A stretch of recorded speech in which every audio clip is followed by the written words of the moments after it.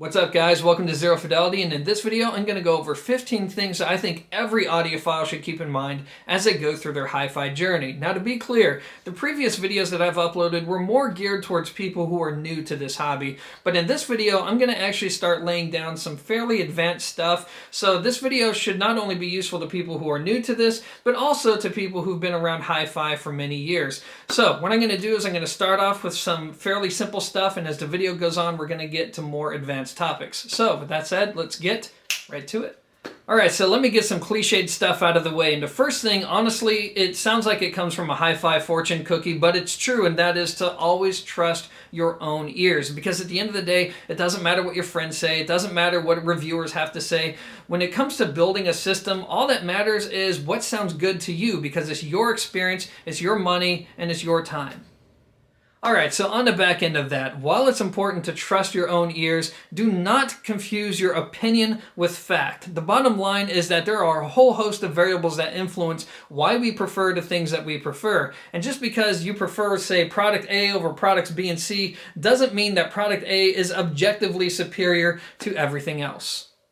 Alright, so the third thing is something that I feel a lot of us have learned the hard way, which is more money isn't necessarily going to buy you better sound. Instead, what's far more important is to just have a firm understanding of what your needs are, what your lifestyle is, and the listening space that you're in, and to use that information to piece together an intelligently built system. Something that's pretty affordable will definitely outperform a system that's just thrown together with a bunch of expensive parts. So the next thing is, be patient. And I'm not talking about the buying process. I'm talking about when you actually make a purchasing decision or when you bring something home for audition, be patient. Leave the product on, give it some time. I can't tell you how many people, even seasoned veterans, just make a judgment within the first hour, and then if they don't like something, they just toss it out their system and that's that. You have to understand that a lot of components, like say the Heat Elixir, the Vista Audio Spark, they're designed to sound a lot better when you just leave them on. So don't judge something right away. Be patient with it, spend some time with it, and who knows, through time you may actually really enjoy what you hear. Alright, so now let's start getting to the good stuff. As most of you know, the room that you're in has a huge influence over the sound that you're going to hear. So what I want to do now is talk about a really good piece of advice when it comes to positioning a speaker in your listening space, and that is to find the voice of neutrality. And the easy way to do this is to stand up right against the wall and start speaking, singing, whatever. You're going to look crazy, but just bear with me here. Listen to your voice. It's probably going to sound very echoey, it's going to sound unnatural. So what you want to do is keep talking, keep singing or whatever, and step out slowly from the back wall. And what's going to happen is your voice is going to start sounding more natural, and more natural, until at some point you're going to step far enough out into the room to where now it's going to start sounding echoey again, and you're going to hear all these other different artifacts. It's going to start sounding a little thin. What you want to do is find a place that's most natural to your human voice, and that's exactly where the front of your speakers should be. I would say 9 times out of 10, this is where most loudspeakers sound the most natural in the listening room. I mean, if that's where your voice sounds the most natural, it makes sense that that's also where your speakers are going to sound the most balanced. Doesn't work like this all the time, but it works like this most of the time.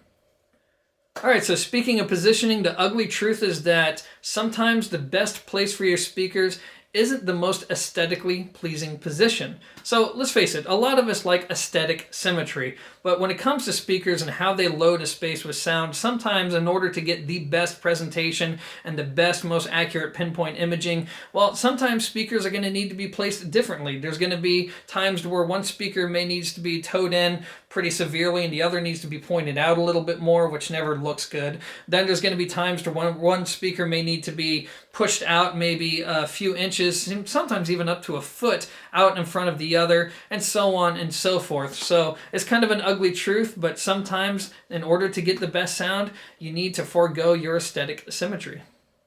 And speaking of how sound loads the room, obviously it is super important to make sure that your listening space is as optimal as it can be. If you're in a situation to where you can get away with room treatments or you can get away with treating the first reflection points, you should do so. In fact, on that subject, it certainly wouldn't hurt to do a Google search on first reflection points and to just elucidate yourself on the elements that influence what we hear and what you can do to help get better sound from your listening room. Alright, so on the subject of room acoustics, let's talk about resonance. And to understand what I mean, imagine this. Imagine a sound wave as it leaves your speaker and goes throughout your entire listening space. That sound wave, as it travels through your room, is interacting with everything in that space. It's bouncing off of stuff, and a lot of those objects, in fact, every object has a resonant character to it, whether it's wood, glass, metal. So one of the things that a lot of people do who are in a position to do it is they remove objects that have unfavorable resonant-like properties, like glass, metal. That tends to sound very harsh. It tends to screw with phasing, and all of this can go a long way towards giving you better sound in your listening space. All right, so speaking of resonance, sound, or at least when produced from traditional loudspeakers, is a physical force. It vibrates everything within your listening space. Naturally, this can have an adverse effect on the gear in your system, specifically to mechanical pieces like your loudspeakers, your turntable, and your CD player. So my advice would be to always pay attention to how these devices are coupled to the foundation that they're sitting on. For example, if you're using bookshelf speakers, use good stands. If you're using floor standing speakers, use good spikes. If you're using a CD player, use some good decoupling devices from the likes of still points. And if you're using a turntable, look into investing into a good set of springs. All of this will help to give you better performance because it helps to isolate the equipment from all of those vibrations that again can have an adverse effect on performance. Alright, so next let's talk about maintaining good polarity throughout your hi-fi system. Now, in an ideal world, everything that you own should be wired up properly on the inside, which means all you'd have to do is take something like this and make sure that by the time the signal reaches the outputs of your amplifier, all you got to do is make sure the positive connection is going to go to the positive side of your loudspeakers, and the negative side of the signal is going to go towards the negative side of your speaker terminals. Boom, done. Except it's not always that easy because a lot of European gear, for example, do not take into account the IEC plugs on our own gear. So oftentimes things are wired out of polarity on the AC side of things. Now, how do you listen for polarity? Well, admittedly, a lot of people aren't sensitive to it, but typically you can tell if something's out of polarity when the sound is diffuse, the bass doesn't really sound that full, the mid-range may sound a little bit thin and hollow. So a good experiment is to just reverse the cables on your system. Because at the end of the day, it doesn't matter how things are wired on the inside, so long as the polarity is correct by the time the signal reaches your speakers, that's all that really matters. So just switch the speaker cables on the back of your loudspeakers and see if you don't like the sound a little bit better. It's worth trying. Alright, so the next one goes out to those of you who own speakers that have bi-wire terminals on the back. And the cool thing is a lot of manufacturers actually have resistors in line with the top terminals, and this is going to be for people who say, I really like the sound of this product, but I kind of wish the top end was just a little bit more rolled off. Now, not every manufacturer does this, but enough of them do to where I want to dole out this advice. And all you have to do to take advantage of this is to get your speaker cables, plug the negative side into the bottom terminal, positive side on top, boom. There you go. Something worth trying out. Moving on, if you're going to get a subwoofer for your stereo system, you should plan on getting two. Now, I'm going to get into this in another video, but there's already plenty of information available online and on YouTube as to why you should go this route. So it's worth noting that your taste may change and evolve as you go through your audiophile journey. You may start off loving the sound of big, muscly solid-state amps, but end up preferring the sound of a small, low-powered SET amplifier. Likewise, you may start off loving the sound of bookshelf speakers, but ultimately find happiness with a pair of large, open baffle speakers. And all of that is okay. The only thing that really matters is whether or not you're having fun.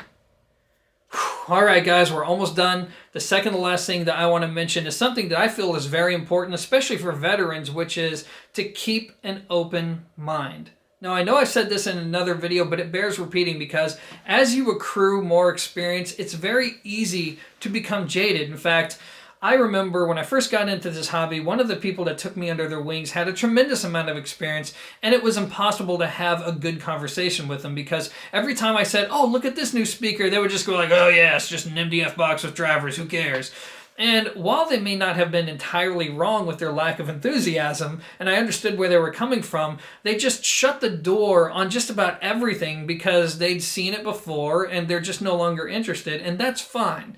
but you still want to keep an open mind, just because unless you actually experienced a product, you don't really know, not really, how something sounds, how it's going to perform, and whether or not you're even going to like it. So as time moves forward, as difficult as it can sometimes be, try and keep an open mind, and trying to keep in mind the possibility that maybe something that you didn't like or historically have not really cared for, whether it's Class D amplification or digital in some shape or form, just bear in mind that a situation can come across that could entirely change the way you look at a subject. So yeah, keep an open mind.